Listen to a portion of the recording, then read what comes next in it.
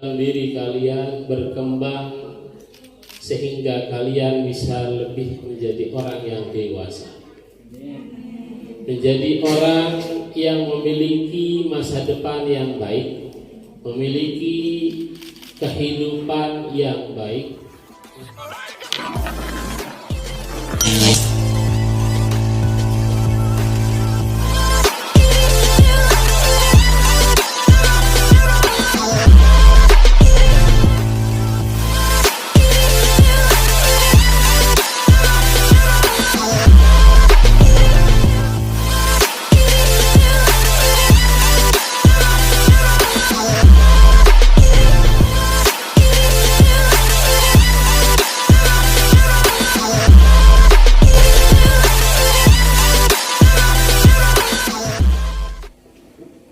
Assalamualaikum warahmatullahi wabarakatuh.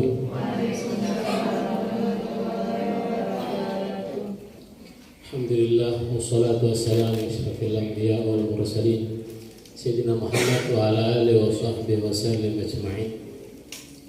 Subhanaka la ilma lana illa ma 'allamtana innaka antal alimul hakim. Rabbi shrah li sadri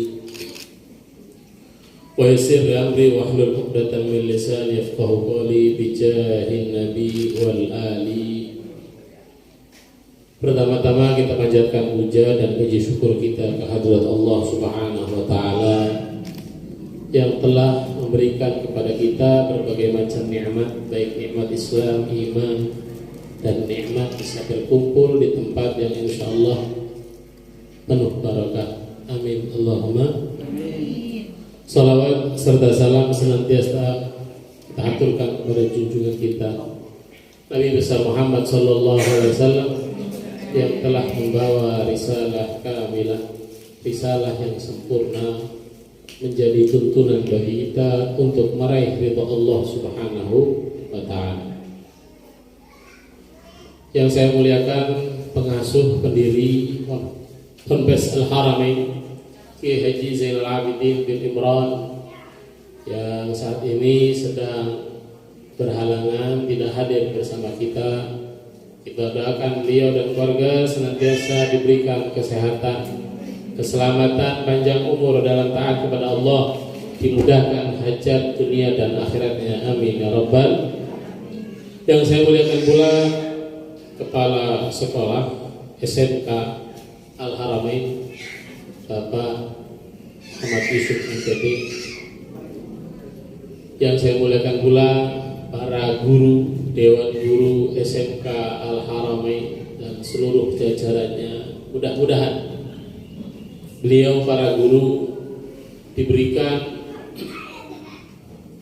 kesuksesan di dalam mendidik anak-anak kita, diberikan keberkahan di dalam setiap langkah mereka, diberikan banyak rezeki atas perjuangan yang mereka telah limpahkan kepada anak-anak kita. Amin Allahumma.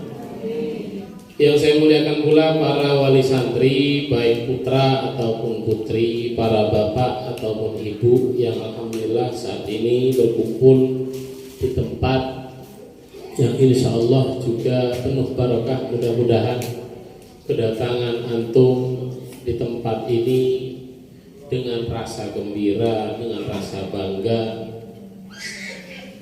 menjadi sebuah poin tambah di dalam menapaki kehidupan putra putri panjenengan nanti. Dan mudah-mudahan panjenengan juga senantiasa diberikan kesehatan, keselamatan, dijauhkan dari hal yang tidak diinginkan oleh Allah Subhanahu wa taala. Yang saya muliakan pula Ustaz Muhammad yang alhamdulillah hadir bersama kita pada pagi menjelang siang ini. Yang saya sayangi para siswa dan siswi ataupun santriwan dan santriwati Al-Haramain. Mudah-mudahan kalian dengan adanya pelepasan ataupun penyaksian bahwa kalian telah dinyatakan lulus, mudah-mudahan otak kalian yang ada di dalam diri kalian berkembang sehingga kalian bisa lebih menjadi orang yang dewasa, menjadi orang yang memiliki masa depan yang baik, memiliki kehidupan yang baik, memiliki hal-hal yang tentunya diridhai oleh Allah Subhanahu wa taala. Pada kesempatan kali ini saya diminta oleh Bapak Yusuf untuk memberikan sambutan. Tentu ini adalah sebuah hal ataupun kehormatan bagi saya mewakili pendiri ataupun pengasuh Al-Haramain untuk memberikan sambutan kepada antum semua. Ada beberapa titik yang memang penting kita ketahui para santriwan ataupun santriwati. Ini saya lihat ya, ada yang mukanya berseri-seri, ada yang mukanya biasa-biasa ya. Tentu itu semua ada maknanya sendiri. Tapi yang paling penting dari itu adalah ketika Anda duduk di sini saat ini, dinyatakan lulus, perlu diketahui ini semua tidak lepas dari jeripayah orang tua. Kalaulah bukan karena orang tua, niscaya kalian tidak akan pernah duduk dan disematkan pelepasan daripada kelulusan SMK yang saat ini diselenggarakan. Mengapa demikian? Coba kita lihat berapa banyak mereka yang di dalam jenjang pendidikan mengalami hambatan-hambatan seperti barusan ya, sudah 1 SMK ya, mau 2 SMK, tapi Allah Subhanahu wa taala takdirkan orang tuanya meninggal sehingga anak tersebut pun tidak bisa melanjutkan kegiatan sekolah. Padahal kalau kita katakan kemampuan masih mampu, tapi disitulah perjuangan orang tua yang memang memiliki andil bahwa kesuksesan Anda baik putra ataupun putri berkah dari orang tua. Kemudian Anda juga bisa menjadi dewasa, bisa mengenyam duduk santai pesantren, menimba ilmu agama, menimba ilmu pendidikan umum.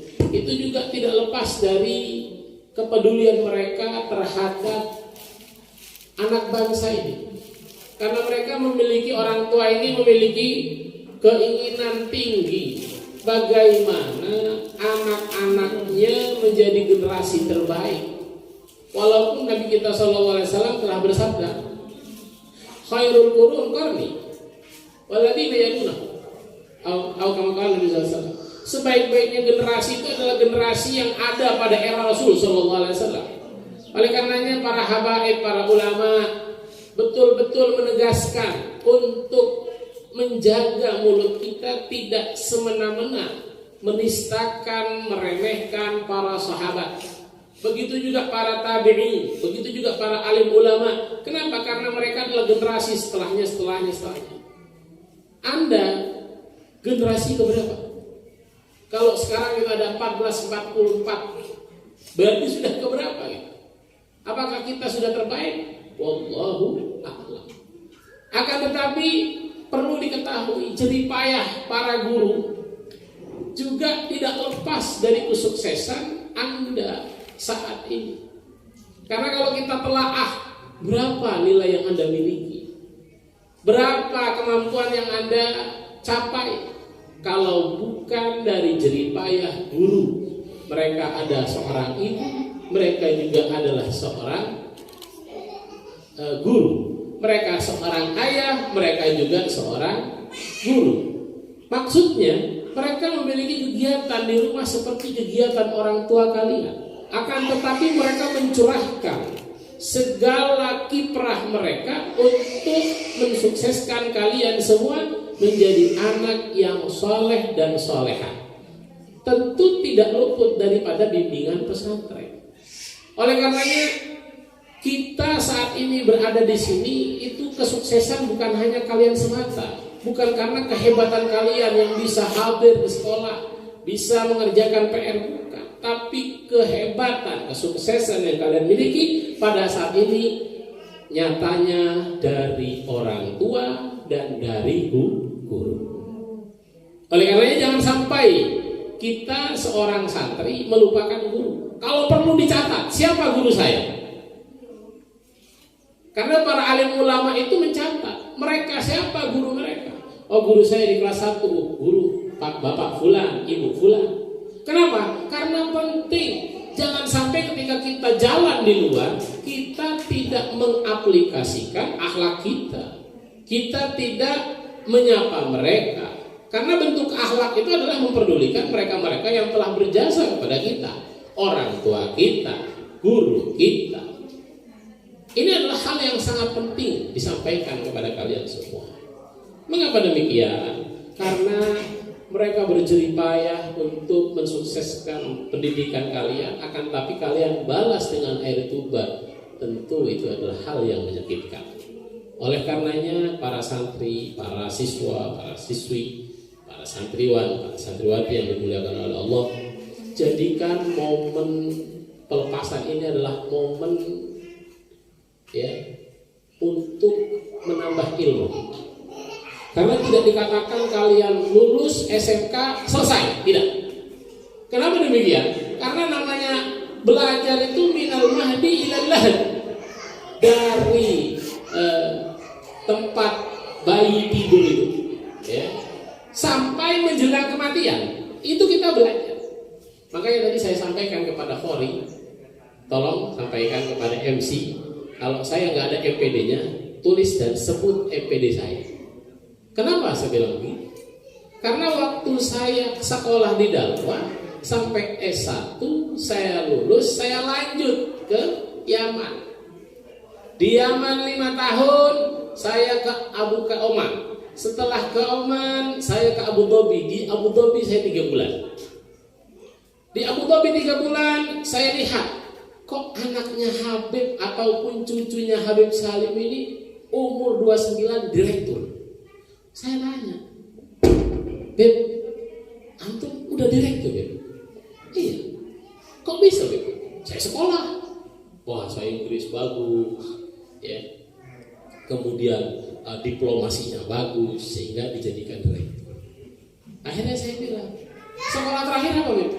Sekarang saya melanjutkan kepada doktor. Waktu itu beliau magister, berarti S2.